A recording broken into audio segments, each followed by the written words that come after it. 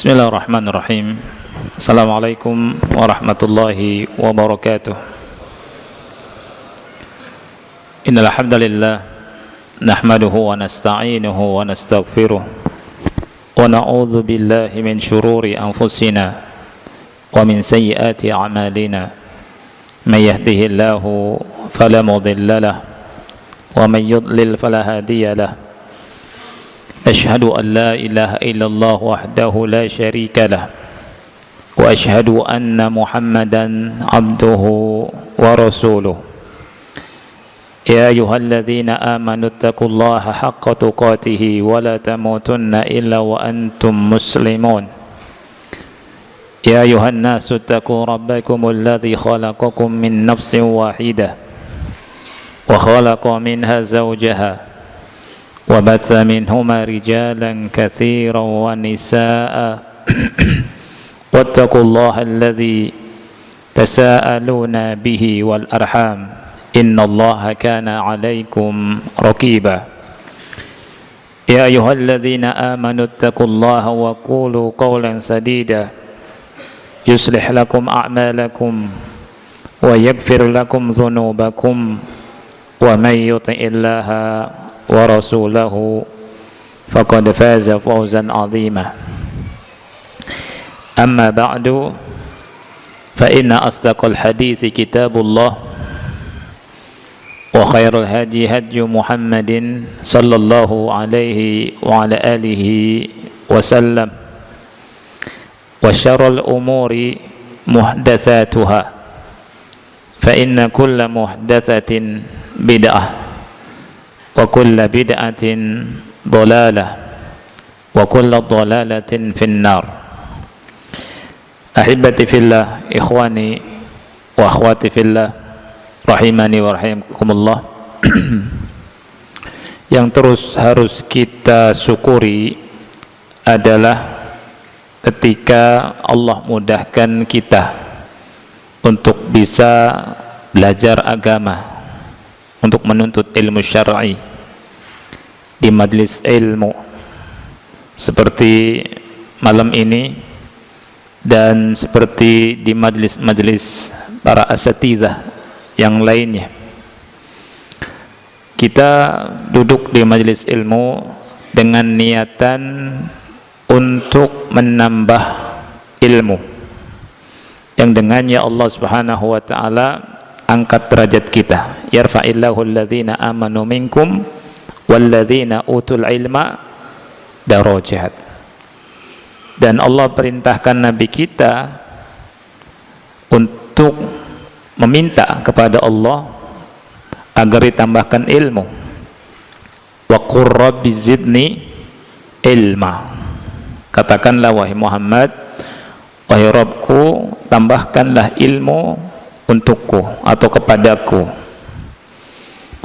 Para ulama mengatakan Allah tidak memerintahkan Nabi untuk menambah selain ilmu. Allah enggak perintahkan Nabi untuk menambah harta, ya.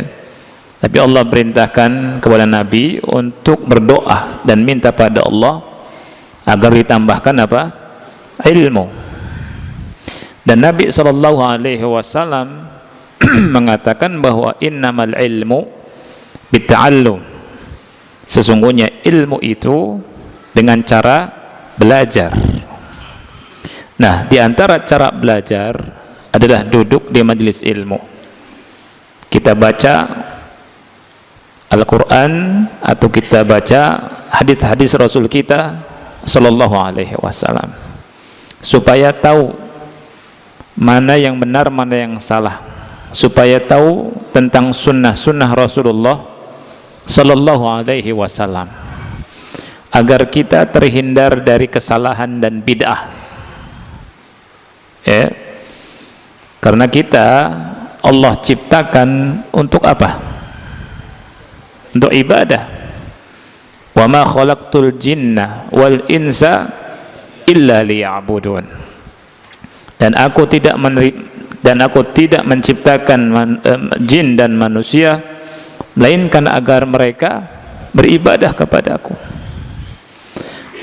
Dan tidak mungkin seseorang beribadah kepada Allah dengan sempurna kecuali dengan mengikuti Rasulullah sallallahu alaihi wasallam. Dan tidak mungkin bisa mengikuti Rasulullah sallallahu alaihi wasallam kalau kita tidak tahu sunnahnya, tidak belajar agama, tidak membaca hadis-hadis Rasul sallallahu alaihi wasallam. Karena Allah utus Nabi Muhammad sallallahu alaihi wasallam untuk membimbing umat. Dan alhamdulillah para ulama, ya, mereka menginfakkan waktunya dan umurnya untuk menulis, untuk berdakwah, ngajar umat. Yang alhamdulillah dengan wasilah mereka kita bisa baca, kita bisa mengenal sunnah Rasulullah sallallahu alaihi wasallam. Rahimahumullah. Semoga Allah merahmati para ulama kita. Ya. Kita baca kitab Umdatul Ahkam, ya, sangat praktis, dari kitab toharohnya, kemudian wudu, ya, tata cara mandi, tata cara tayamum, terus sholat. Sholat itu adalah ibadah yang pertama kali akan ditanya oleh Allah di hari kiamat. Yang kita itu harus sholat dalam rangka menyembah Allah, mengagungkan Allah, beribadah kepada Allah. Dan ada sholat wajib, juga ada sholat sunnah sebagai penyempurna. Kalau kita tidak belajar, gak mungkin kita bisa mengikuti sunnah Rasulullah sallallahu alaihi wasallam. Makanya aktivitas talabul ilmi, ikhwan Allah muliakan, merupakan aktivitas yang sangat besar. Yang Rasul sallallahu alaihi wasallam bersabda, man salaka tariqan yaltamisu fihi ilman sahalallahu lahu bihi tariqan ilal jannah. Barang siapa yang berjalan dalam sebuah jalan dalam rangka menuntut ilmu, Allah mudahkan jalan ke surga. Dan Allah inginkan kebaikan bagi orang-orang yang ngerti agama. Man yuridillahu bihi khairan yufaqihu fid din. Barang siapa yang Allah inginkan kebaikan, maka Allah jadikan dia faqih, paham tentang agama, tentang din. Jadi yang diingini baik oleh Allah itu yang ngerti agama, yang ngerti dinnya, tentang apa yang Allah utus, yang dibawa oleh Nabi Muhammad sallallahu alaihi wasallam. Man yuridillahu bi khairan yufaqihu fid din.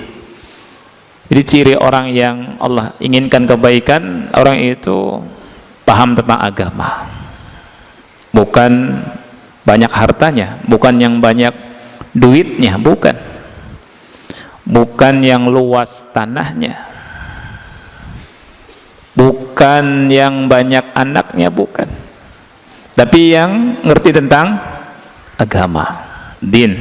Oleh karena itu ikhwan, bersyukur pada Allah ketika Allah mampukan kita, ketika Allah beri taufik kita untuk bisa duduk di majelis ilmu, semangat belajar agama, terus belajar walaupun sedikit, ya.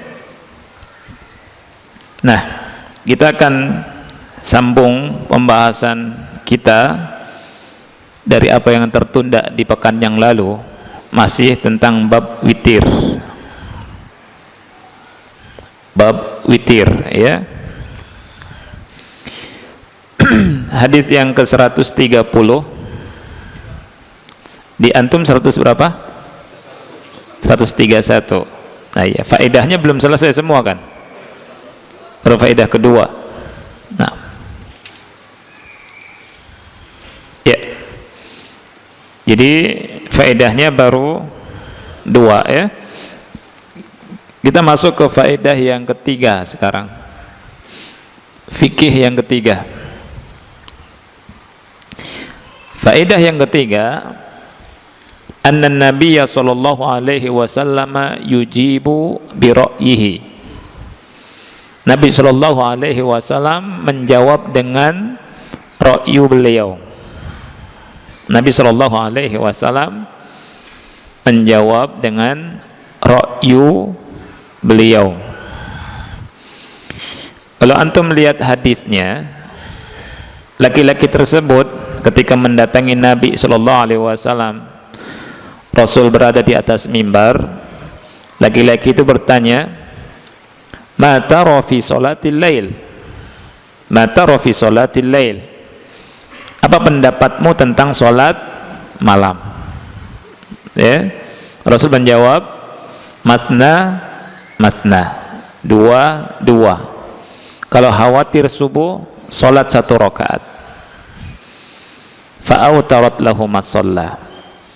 Nah ini kalimat ma tara fi salatil lail, apa pendapatmu?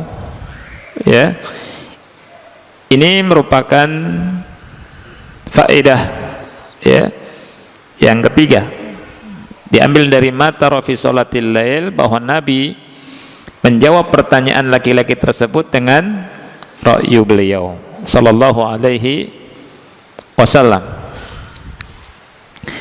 Ada pertanyaan, apakah boleh bagi Nabi untuk berhukum dengan ra'yunya? Ya kan? Apakah boleh bagi Nabi sallallahu alaihi wasallam untuk berhukum dengan ra'yu beliau? Jawabannya adalah na'am, boleh. Kalau antum mengatakan boleh, apa dalilnya? Surat apa? Bukan. Surat An-Nisa 105. Surat An-Nisa 105. Allah Ta'ala berfirman, "Inna anzalna ilaikal kitaba bil haqq litahkuma bainan nasi bima arakallah." Bima arakallah. Sesungguhnya kami telah menurunkan kepadamu Alkitab, Al-Quran yang mengandung kebenaran, litahkuma bainan nas, agar engkau mengadili di antara manusia, bima arakallah, dengan apa yang telah Allah ajarkan kepadamu. Ini terjemahan di Al-Quran. Tapi kalau kita terjemahkan kembali ke bahasa Arab, bima arakallah, dengan ra'yu yang Allah ajarkan kepadamu.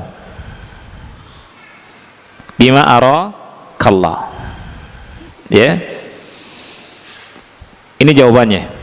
Jadi kalau ditanya apakah boleh bagi Nabi berhukum dengan ra'yu beliau, jawabannya boleh. Kalimat bima arakallah, surat An-Nisa 105.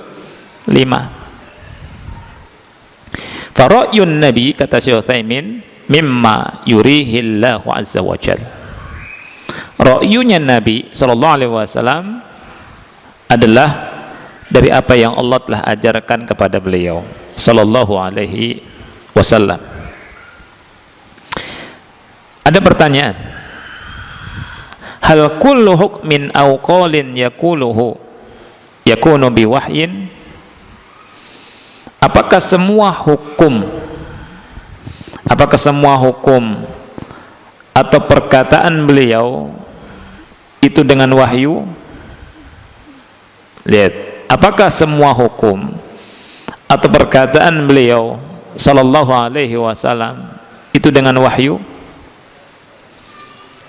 Jawabannya, imma an yakuna biwahyin wa imma an yakuna bijtihadin minar rasul wa ra'yihi fayukirruhu Allahu alaihi wa bi iqrarillahi alaihi yakunu syar'an.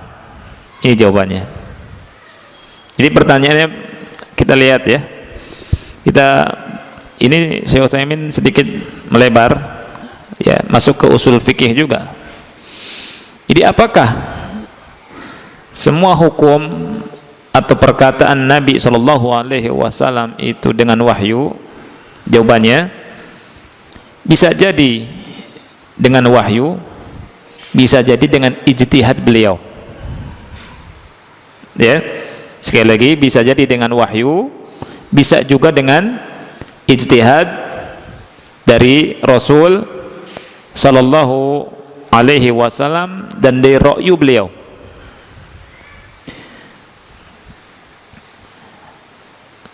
Nah, ketika Rasul sallallahu alaihi wasallam berijtihad dan dengan dasar ra'yu beliau, kemudian Allah menetapkannya. Ketika Allah Subhanahu wa taala menetapkannya, maka menjadi syariat. Itu ya. Jadi sekali lagi, ketika ada yang bertanya, kalau ada yang bertanya, apakah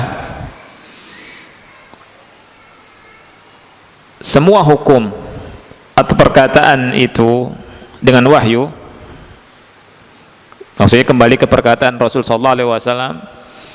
Jawabannya, ada yang dengan wahyu, ada yang dengan ijtihad beliau sallallahu alaihi wasallam. Yang dengan ijtihad beliau sallallahu alaihi wasallam dan ra'yu beliau ditakrir, diikrar, mendapat persetujuan Allah. Kalau mendapat persetujuan Allah, maka menjadi syariat.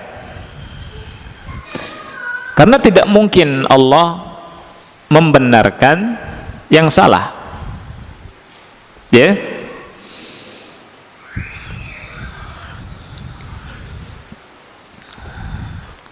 Kita tahu sunnah Nabi sallallahu alaihi wasallam itu dengan 3 hal. Perkataan, perbuatan, dan ikrar. Ikrar itu apa? Persetujuan. Rasulullah SAW ketika sahabat melakukan sebuah perbuatan, Rasul tetapkan. Kalau ikrarnya Nabi Shallallahu Alaihi Wasallam itu diakui, maka ikrar Allah kepada Nabi Shallallahu Alaihi Wasallam harus lebih diakui lagi. Ya, sekali lagi, karena Allah Subhanahu Wa Taala tidak akan mendiamkan tentang yang salah. Ya tidak. Jadi sekali lagi, sunnah Nabi SAW itu dengan 3. Ya, perkataan Rasul, perbuatan Rasul, dan dengan ikrar Rasul SAW.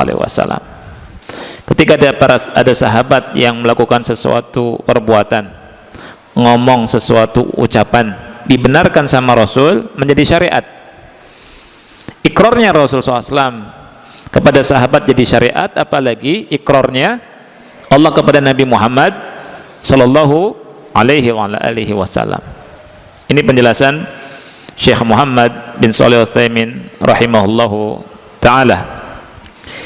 Kata beliau, walihada ahyanan yatakallamu an-nabiy sallallahu alaihi wasallam bima arahu Allah thumma ya'til wahyu zaidan.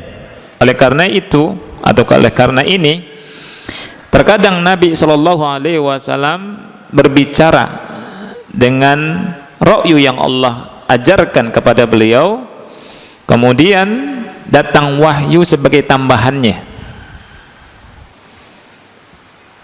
Nabi sallallahu alaihi wasallam pernah ditanya tentang asy-syahadah. Syahadah ini orang yang mati syahid. Hal tukaffiru adz-dzamba? Apakah mati syahid itu bisa mengampuni dosa?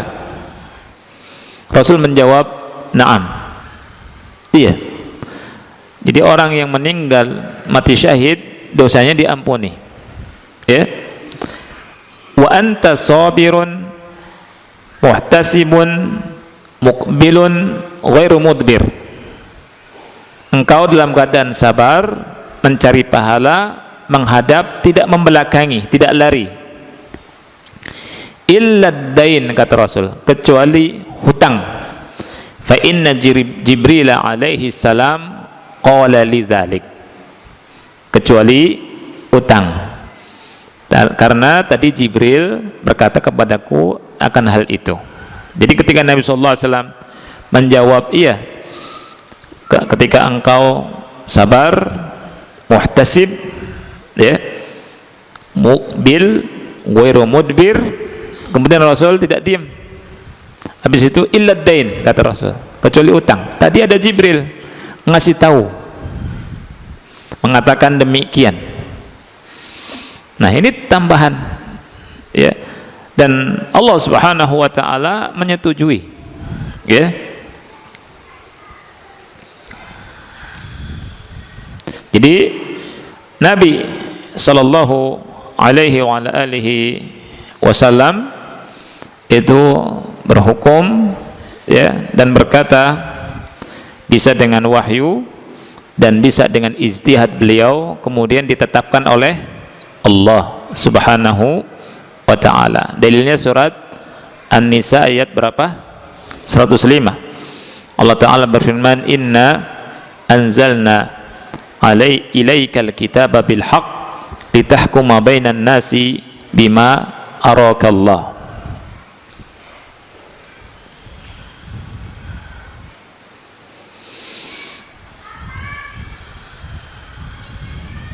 Nah, sekali lagi ikhwan, Allah pastinya tidak akan menyetujui dan menetapkan sesuatu yang salah, ya, sesuatu yang batil.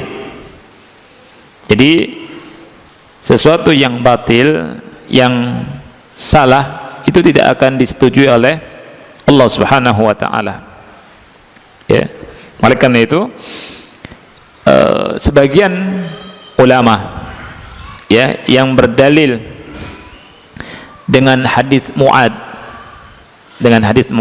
Mu'ad salat subuh, salat isya berjamaah menjadi makmum, kemudian Mu'ad pulang ke kampungnya dan mengimami.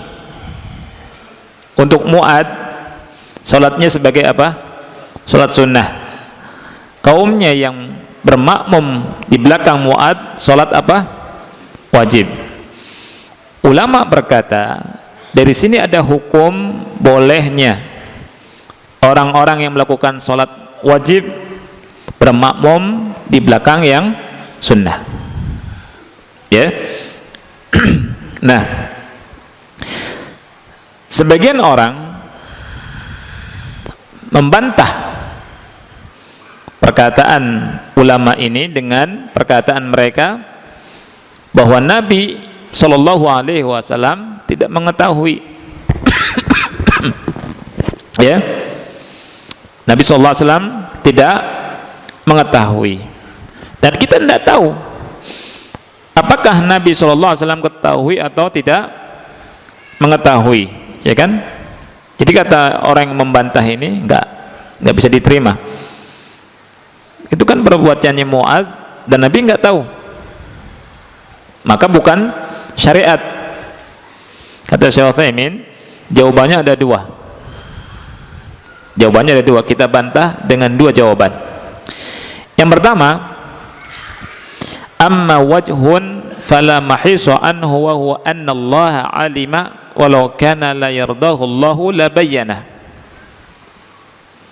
Ya, sisi yang pertama untuk menjawab orang yang tidak setuju dengan perkataan ulama bahwa orang yang melakukan sholat wajib bisa bermakmum di belakang orang yang sunnah dengan alasan Nabi tidak tahu, kita jawab, jawabannya adalah Allah tahu,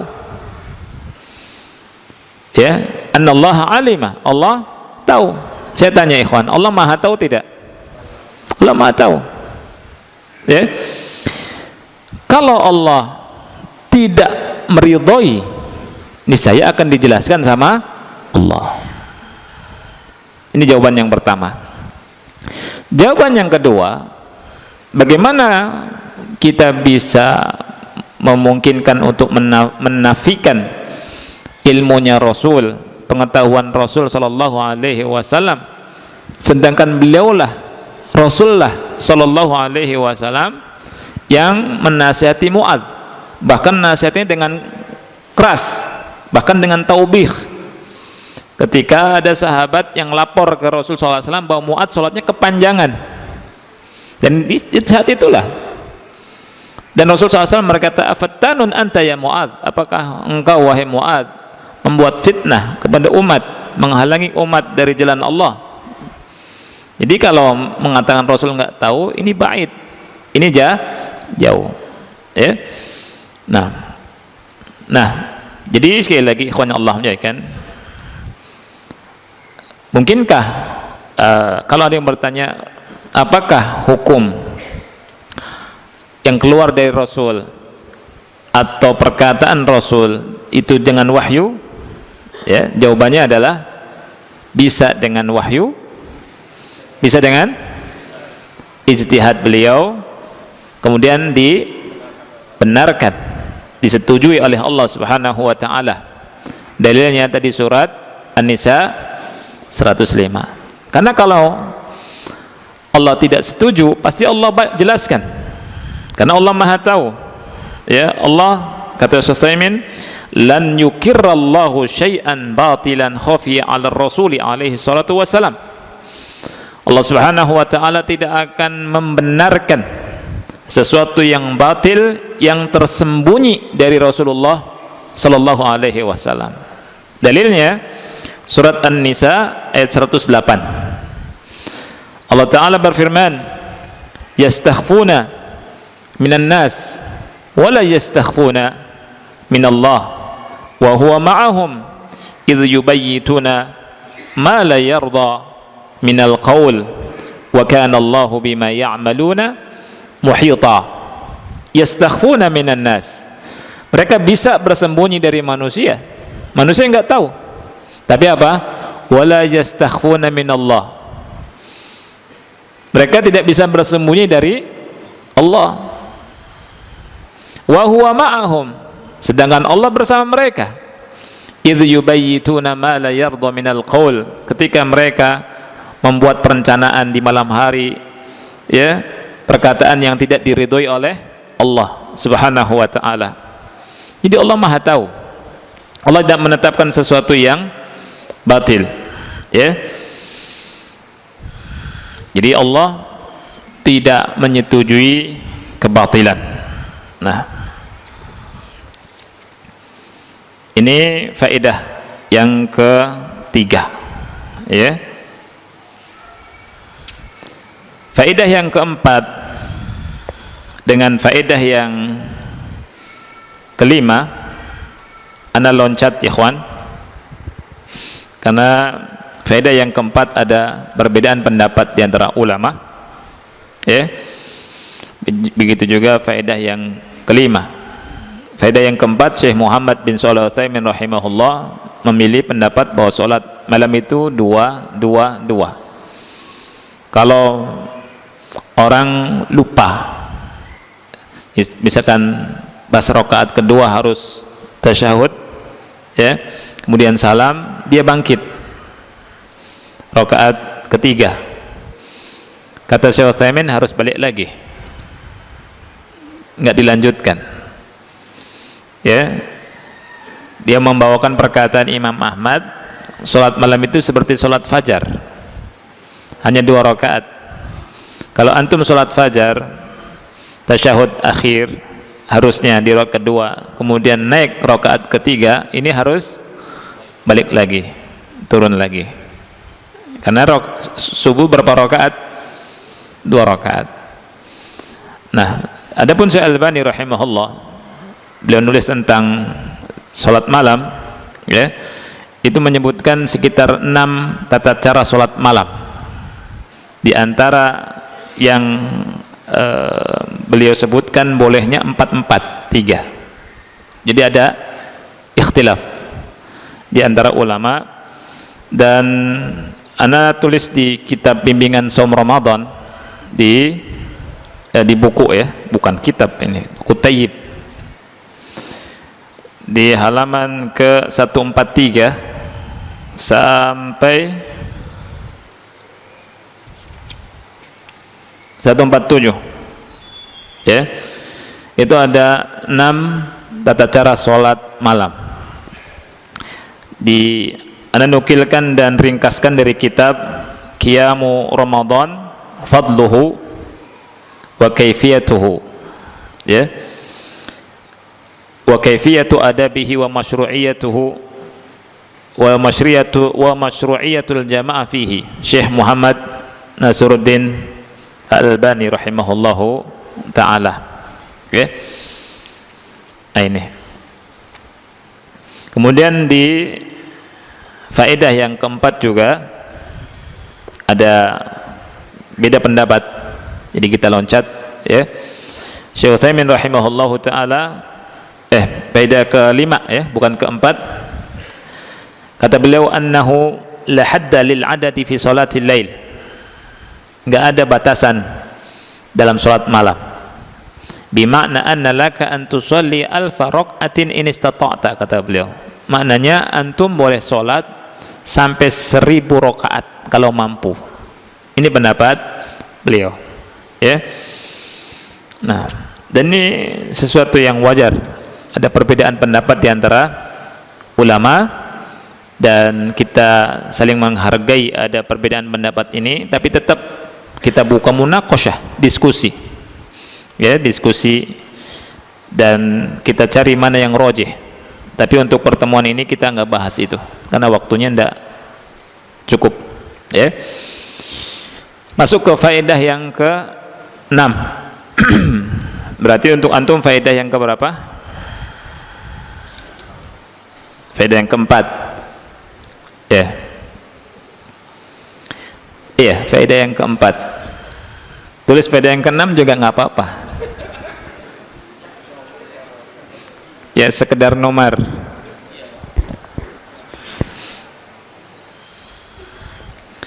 Anna nihayata waqtil witri tulu'ul fajri, bahwa akhir dari waktu salat witir itu terbitnya fajar, artinya waktu subuh itu akhir salat witir.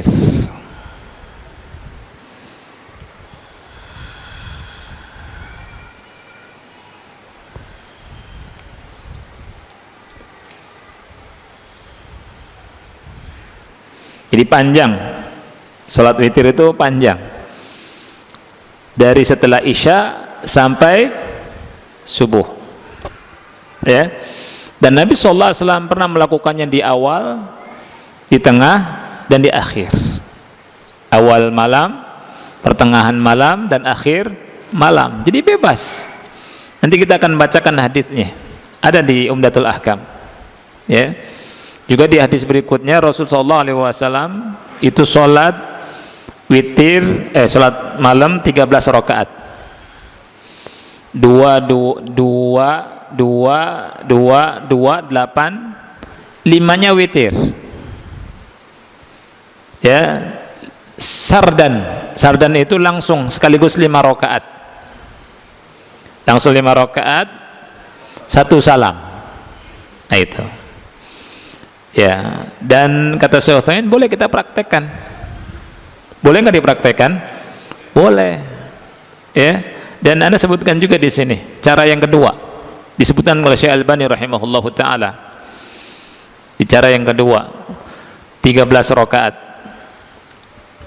Tapi apakah di masjid umum atau sendiri dengan jamaah tertentu yang menginginkan itu?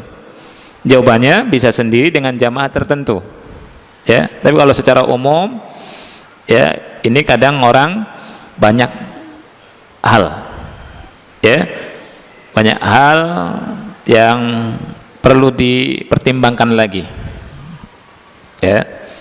Jadi bisa kita 2 terus 5 sekaligus. Belum pernah di sini kan? Iya. Jadi 5 rakaat, ya. Nah, dan kita kembali ke faedah yang ke-4, ya. Di sini ke-6. Anna nihayata waqtil witri tulu'ul fajri. Jadi akhir dari waktu salat witir itu terbitnya fajar. Kalau sholat isya sampai kapan? Tengah malam. Ini yang lebih tepat. Sebagian ulama sampai sama terbitnya fajar. Tapi yang lebih tepat sholat isya itu sampai tengah malam. Ya. Dalilnya aqimis sholata liduluki syamsi ila ghasaqil lail wa qur'anal fajri inna qur'anal fajri kana mashhuda. Aqimis sholata liduluki syamsi ila ghasaqil lail. Ini waktu untuk 4 sholat, zuhur, asar, maghrib, isya, menunjukkan tengah malam selesai. Tegakkanlah sholat dari tergelincir matahari sampai ghasaqul lail. Ghasaqul lail tengah malam. Ini waktu isya, gitu. Sebagaimana subuh ke zuhur ada waktu, maka isya ke subuh juga ada waktu kosong, gitu, ya.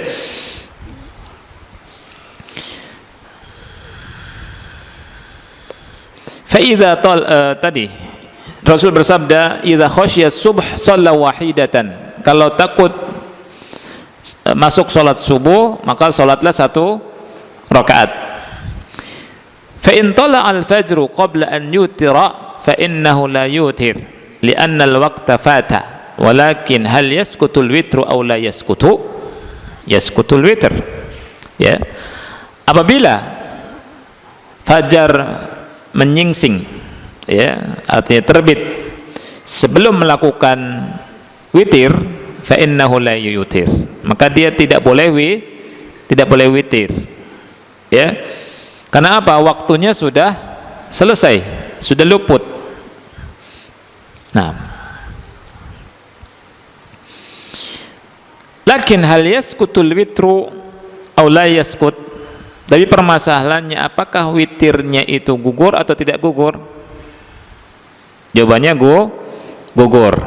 Hanya saja bahwa wiridnya seseorang di malam hari seyogyanya diqadha di siang hari.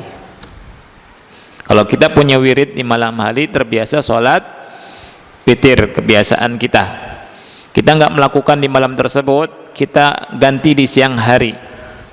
Karena Allah jadikan malam dan siang ini untuk bersyukur. Di antara cara bersyukur dengan ibadah. Allah Ta'ala berfirman di surat Al-Furqan ayat 62. Al-Furqan dalilnya 62. Wa huwa alladhi ja'ala al-laila wan-nahar khilfatan. Dialah Allah yang telah menjadikan malam dan siang silih berganti.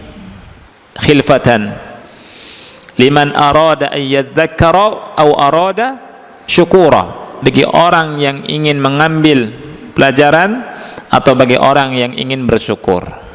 Liman arada an yadzakkara aw arada syukura. Siapa yang menciptakan, yang menjadikan adanya malam siang?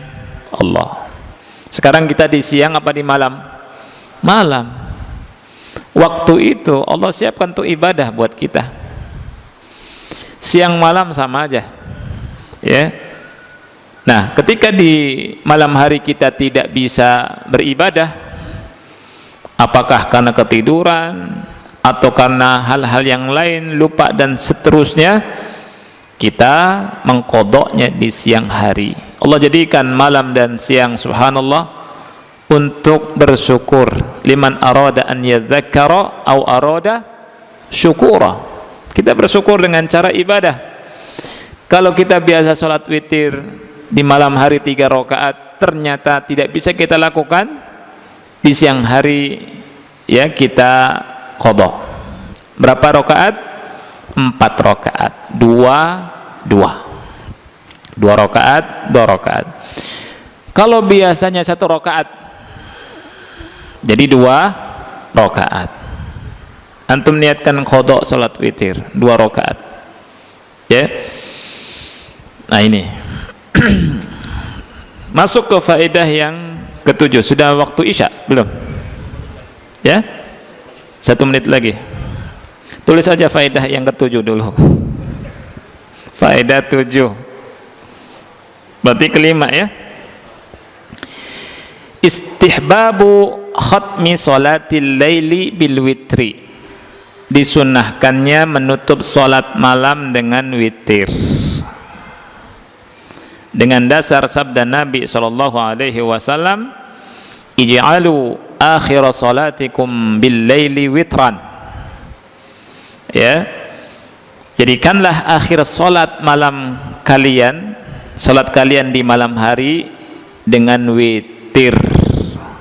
Ya, insyaallah pembahasannya ada beberapa masalah penting, karena ada hadis innallaha witrun yuhibbul witr. Allah itu witir, mencintai witir. Apa makna ini? Ya, Allah ganjil, Allah witir, mencintai yang ganjil. Apakah benar ikhwan yang Allah muliakan, setiap kita makan harus ganjil? Ya kan? Kan yang ma'ruf dibuka sekarang, kurma harus 3 gitu ya. 1 gitu ya. 2 enggak nyunah tuh. Nah, gimana tuh? Ada dibahas di sini insyaallah. Ya. Dan di sebagian buku Syekh Utsaimin juga bahas. Ya, dengan tegas. Apa itu makna innallaha ta'ala witrun yuhibbu al-witr? Allah itu witir, mencintai yang witir. Wassallallahu nabiyana Muhammad wa ala alihi wa sahbihi wa barak wasallam. Wassalamualaikum warahmatullahi wabarakatuh. Ya. Bismillahirrahmanirrahim. Alhamdulillah wassalatu wassalamu ala Rasulillah wa ala alihi wa ashabihi wa man wala wa la hawla wa la quwwata illa billahi, amma ba'd. Dari ikhwah yang dimuliakan oleh Allah Subhanahu wa ta'ala, dalam kesempatan yang mulia ini ya, kita lanjutkan sedikit faedah yang ke-7 ya.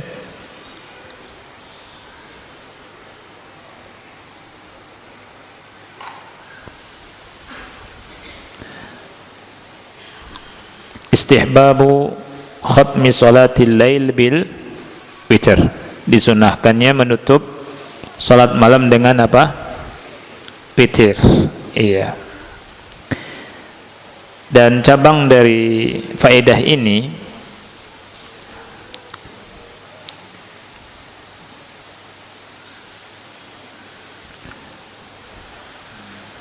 ada hadis Nabi sallallahu alaihi wasallam, innallaha witrun yuhibbul witr. Allah itu witir, mencintai witir. Nah, pertanyaannya, hal kaunuhu subhanahu wa ta'ala yuhibbul witra annahu yuhibbul witra fi kulli syai'? Apakah Allah mencintai witir dalam segala sesuatu? Ya. Al-jawabu la. Jawabannya tidak. Ya. Lakin fima syara'a wa fima qaddara. Tetapi Allah mencintai witir itu di dalam apa yang Allah syariatkan dan dalam apa yang Allah takdirkan. Ya. Kalau kita memperhatikan takdir-takdir Allah dan syariat-syariat Allah, jadi apa yang Allah takdirkan dan syariat Allah, kita jumpai banyak sekali yang witir. Saya tanya, Allah menciptakan langit berapa langit? 7. Witir tidak? Witir. Allah mentakdirkan menciptakan bumi 7 lapis bumi. Ini witir tidak? Witir. Kemudian di syariat Allah, puasa Ramadan 1 bulan, bukan 2 bulan, bukan 4 bulan. Witir bukan? Witir, karena 1 bulan saja. Haji wajibnya berapa kali? Sekali. Witir bukan? Wikir. banyak hal. Tetapi kata beliau, lakin laisal makna annahu yusra'u lana tutir au nutir fi kulli syai'. Tapi tidak bermakna kita harus melakukan witir dalam segala sesuatu. Maknanya tidak melakukan witir dalam segala sesuatu, ya. Nah, jadi oleh karena itu kata Syekh Utsaimin, wa bihadza na'rifu, oleh karena itu kita ketahui anna ma yatalattafu bihi ba'dun nasi idza tayyabaka qala autir, naqulu qala autir hal Rasul SAW kana yutir. Jadi kita mengetahui dari sini ketika kita bicara atau manusia bicara, ya, berlemah lembut kepada antum, ya, antum melakukan sesuatu, lakukan yang witir, begitu, lakukan witir. Apakah dalam hal ini Rasul melakukannya witir? Nah, itu pertanyaannya. Jadi Allah itu witir, mencintai witir itu betul, takdirnya Allah banyak yang witir, syariat Allah banyak yang witir, tapi maknanya bukan kita harus melakukan semuanya witir, karena dikembalikan kepada dalil. Hatta fit tamri idza akalta, kata beliau, sampai makan kurma, kalau kamu makan kul thalathan aw khamsan, makan 3 atau 5, wa hadza laisa bisahih, ini enggak benar. Kata Syekh Utsaimin, wa hadza laisa bisahih, ini tidak benar, illa ma ja'at bihi sunnatu, kecuali kalau ada sunnahnya.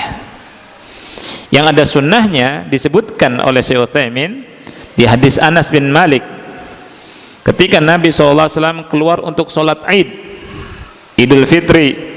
Kata Anas bin Malik, la yakhruju hatta ya'kulat tamarat, Rasul enggak keluar sholat Id kecuali makan tamar, wa ya'kuluhunna witran, dan Rasul makan dengan witir. Nah, di sini ada dalil. Tapi kalau berbuka puasa harus 3 atau 5, Syekh Utsaimin bilang nggak ada dalil. Jadi kan ada bungkusnya, udah dibungkusin tuh 3 tuh, 3. Anak makan 2, Ustadz 3 satu lagi, iya, satu lagi masih kempong. 2 boleh, 4 boleh, ya. Dan kata Syekh Utsaimin, wa hadza laysa bisahih, ini enggak benar, ya. Illa ma ja'at bihi as-sunnah, kecuali kalau ada sunnahnya, kecuali ada sunnahnya.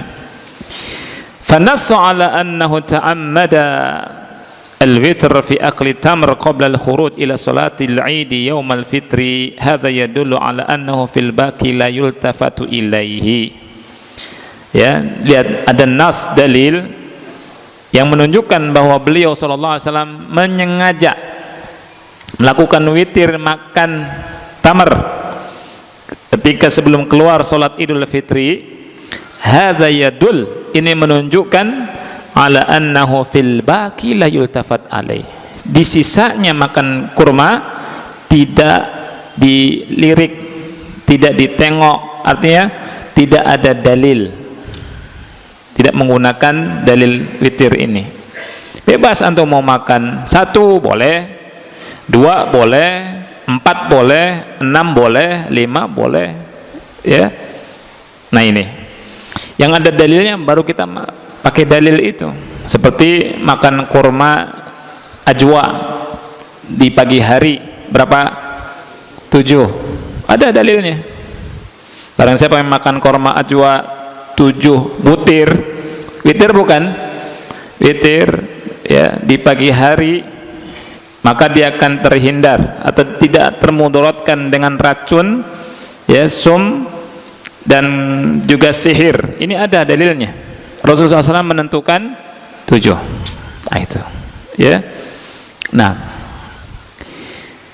baik ikhwan yang Allah muliakan, faedah yang ke-8 itu ada di hadis yang berikutnya, nanti akan kita bahas insyaallah.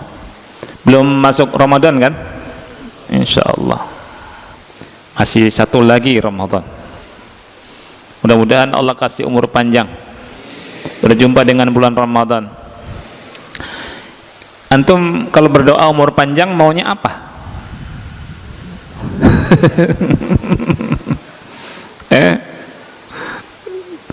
Rasul bilang orang yang paling baik itu umur panjang, tapi dalam ketaatan, ya. Nah, kalau doa umur panjang minta supaya kita bisa melakukan ketaatan. Ada sebagian orang, ya Allah berikan umur panjang kepada saya supaya saya bisa jalan-jalan ke Eropa misalkan, ya. Pas lagi pensiunan, ya akhi, kasihan pisan. Ya, umur panjang itu agar kita bisa beribadah. Ya, lihat hadis Ibnu Majah. Ada siapa sahabat yang pernah bermimpi? Thalhah bin Ubaidillah. Thalhah bin Ubaidillah, ketika ada sahabat masuk Islam dari Bani Qudha'ah, dua-dua masuk Islam, satu semangat ibadah, satu biasa. Yang semangat ibadah berperang jihad, mati syahid. Mati di zaman Rasul, mati syahid, surga tidak balasannya? Surga, ya, mati syahid surga, apalagi di zaman Rasul. Berikutnya satunya dikasih umur panjang 1 tahun, bedanya bukan 1000 tahun, bukan 1 tahun. Terus meninggal dua-duanya. Habis itu Thalhah bin Ubaidillah mimpi di surga, di pintu surga ada 2 laki-laki itu. Yang dipersilakan masuk duluan ke surga siapa? Yang mati belakangan, yang bukan mati syahid, gitu, masuk surga. Habis itu dipersilakan yang mati syahid. Thalhah paginya cerita ke manusia, manusia aneh, merasa aneh. Sampailah ke Rasul SAW. Rasul bersabda, min ayyi dzalika ta'jabun? Anehnya dari mana? Kata Rasul. Mereka bilang, yang mati syahid itu mati masuk surganya belakangan, tapi yang enggak mati syahid masuk surganya duluan. Makul kan? Aneh. Mestinya yang mati syahid masuk duluan. Kata Rasul, kata beliau, bukankah dia telah hidup 1 tahun sepeninggal yang mati syahid? Mereka bilang bala. Waqad adraka Ramadhana wa shoma, bukankah telah berjumpa dengan bulan Ramadan dan puasa? Wa shalla kadza wa kadza min sajdah, dan salat ini dan itu dan melakukan banyak sujud fi sanah, dalam 1 tahun. Bala, kata Rasul, derajat keduanya antara amalannya itu bainas sama wal ard, antara langit dan bumi. Subhanallah, hadisnya sahih, disahihkan oleh Syekh Al-Albani rahimahullahu taala. Makanya kalau kita minta umur panjang, mudah-mudahan ketemu sama Ramadan. Ketika ketemu sama Ramadan, jangan disia-siakan, ya. Jangan mengatakan Ramadan bulan tidur, ya. Baik, bulan ibadah. Baik, pada pertanyaan ya kawan. Assalamualaikum Ustaz. Waalaikumsalam. Izin bertanya, saya izinkan. 1, ada 2 pertanyaan ya. Salat witir jika dilakukan sebelum tidur tetapi sebelum subuh terbangun, lalu kita salat malam, apakah salat witir lagi? Jawabannya tidak. Nanti kita bahas insyaallah. Jawabannya tidak, ya. Di hadis berikutnya kita bahas tentang ini. Karena tidak ada witir dalam 1 malam, ya. Berikutnya, untuk wanita haid jika sudah bersih waktu sholat isya, apakah dia perlu mengqadha sholat maghrib? Apa jawabannya? Ada ikhtilaf antara ulama, ya. Lihat pertanyaannya, untuk wanita haid jika sudah bersih, bersihnya di waktu isya, apakah dia perlu mengqadha sholat maghrib? Betul, jawabannya tidak, ya. Memang ada perbedaan pendapat di antara ulama, ya. Jumhur ulama mengatakan kalau sucinya setelah sucinya di waktu isya, maka dia lakukan sholat isya juga maghrib, karena isya dan maghrib satu kesatuan ya. Makanya kalau menjama maghrib dan isya. Begitu juga kalau sucinya di waktu asar, zuhur dan asar sholatnya ya. Baik, pertanyaannya ikhwan, kalau sucinya setelah pertengahan malam, qabla subuh, jam 3 suci, ahsan. Kalau sucinya di pertengahan malam, tidak sholat isya juga tidak sholat maghrib, karena sudah lewat waktu isya.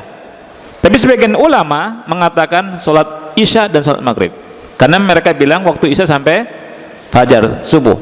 Tetapi yang tepat dengan dasar surat Al-Isra tadi, Allah Ta'ala berfirman, aqimis sholata liduluki syamsi ila ghasaqil lail wa qur'anal fajri inna qur'anal fajri kana mashhuda.